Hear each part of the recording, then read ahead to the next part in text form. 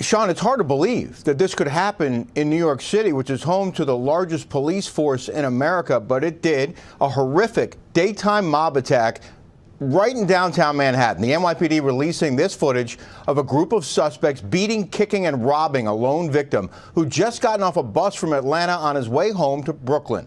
Police say the 26-year-old was chased and attacked by about a dozen people who punched, kicked, and cut him several times and then stole his pants, shoes, and underwear in broad daylight on the once again very mean streets of New York City. This group of males and females began the assault around 11:30 a.m. Friday. It was just blocks from City Hall, Sean. The victim, whose phone was stolen, is now recovering with slash wounds to his body, head, and hand. Those suspects fled in a van and two cars, and police are asking for help in catching them, Sean. The failed response to the Capitol Hill riot shows a deep divide over police use of force.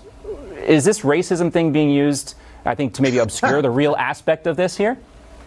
Well, John, I don't know about you, but when I was watching the siege at the Capitol Hill, Capitol building, and it was horrific, my first thought, my second thought, my third thought, my 100th thought was not, my goodness, what would have happened had primarily these protesters been black? But if you want to play that game, let's do it. Probably what would have happened, John, is things would have been worse because the cops would have pulled back even more because study after study after study has shown that the police are more hesitant, more reluctant to use deadly force against blacks than against whites, which, of course, is completely inconsistent with the narrative that Black Lives Matter, the Democrats, and people like Joe Biden have been running with. Look at this video. I don't even know what to say. To me, by the way, every conservative condemned what happened at the Capitol. I'm talking about 1% of people that went to that rally. We condemned it. Now look at what we're watching here. Look at this. This is, to me, is defunding the police and not speaking out all summer long and last week back in Portland and Seattle. Yeah, I mean, you have to ask liberal America a very serious question. Is this what you want? I mean, you have kids, a lot of them, listen, I have a lot of political disagreements with liberals, obviously, but a lot of them are probably loving parents. Don't you have children? Like, is this what you want in your cities? I mean, this isn't happening across conservative-led cities in America. It's almost exclusively a phenomenon in liberal cities. We do expect the left to use race as part of their case against Donald Trump.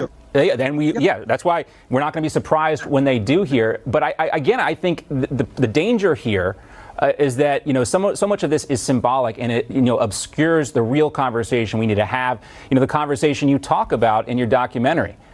With Allen West, who we're going to have coming up here in a little bit. The real things that are going to make the racial tension in this country better, this is not it. Yeah, we should stop lying. There was an NPR piece just a couple of days ago, big headline, troubling pattern of police shootings of unarmed blacks. I read the article several times. I listened to the interview.